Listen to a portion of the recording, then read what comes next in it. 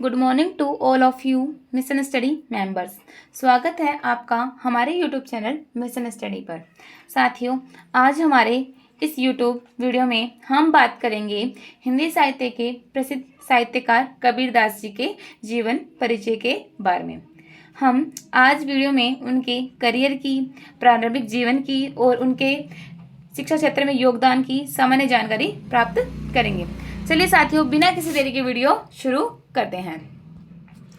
कबीरदास एक प्रसिद्ध संत, कवि और समाज सुधारक थे। इनके बारे में बताया गया है कि कबीरदास जी जो एक प्रसिद्ध संत भी रहे हैं और इनकी जो उपाधि है वह प्रसिद्ध संत की ही हमें देखने को मिलती है। और चूंकि इनकी और विभूतियां हमें प्राप्त हुई है, जैसे कि वह कवि भी हैं, समाज सुधारक भी रहे हैं। आगे देखते हैं। जिनका जीवन 15वीं शताब्दी के आसपास माना जाता है। उनका जन्म भारतीय उपमहाद्वीप के वाराणसी बनारस में हुआ था।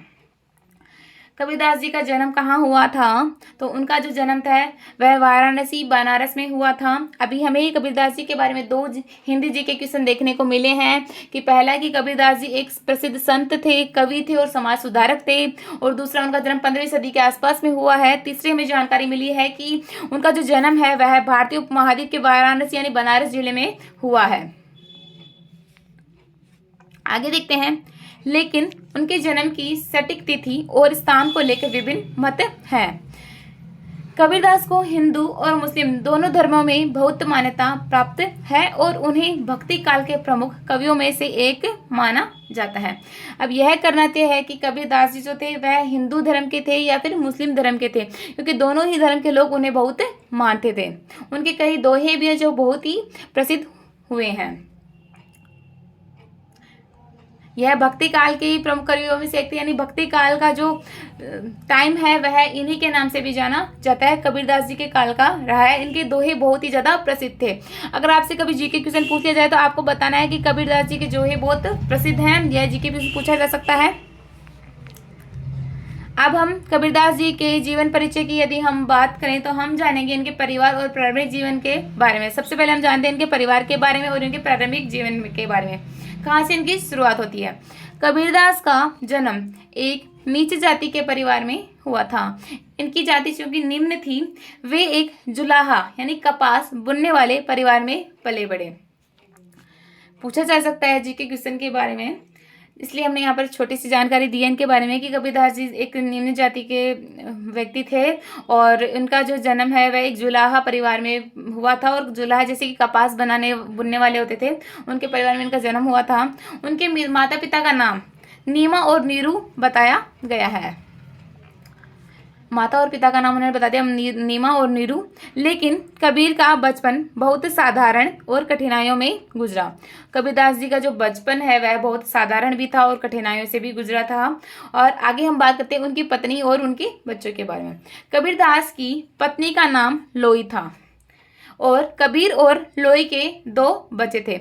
एक बेटे का नाम कमल था और बेटी का नाम क्या था? कमली।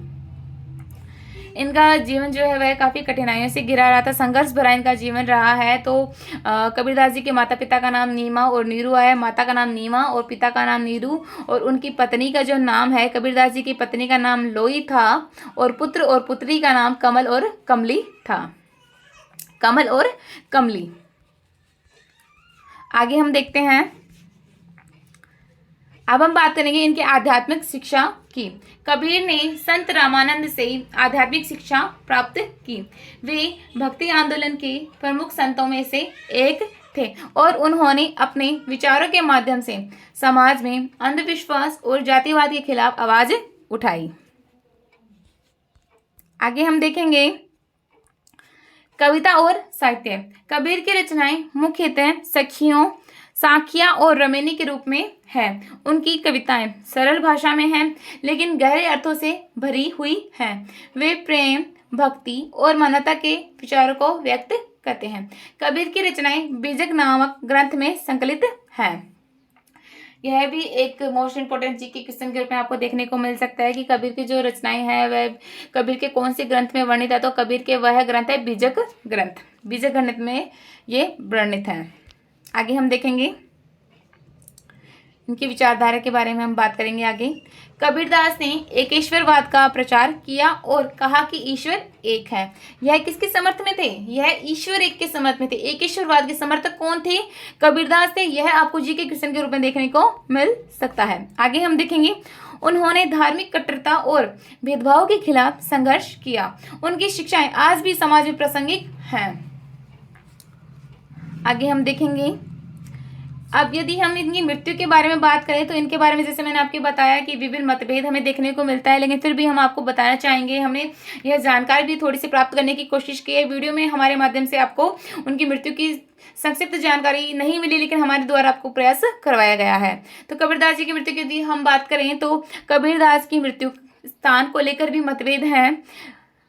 जनवरी 1518 में, मतलब उनकी जो मृत्यु हुई थी जनवरी 1518 में हुई थी, तो हिंदू कैलेंडर के अनुसार, ठीक है, उनकी वैसे मृत्यु हुई थी जनवरी 1518 में, लेकिन हम इनकी गणना करेंगे, कैसे करेंगे? हिंदू कैलेंडर के अनुसार विक्रम संवत 1575 में माघ शुक्ल एकादशी में अपने शरीर को उन्होंने छोड़ दिया।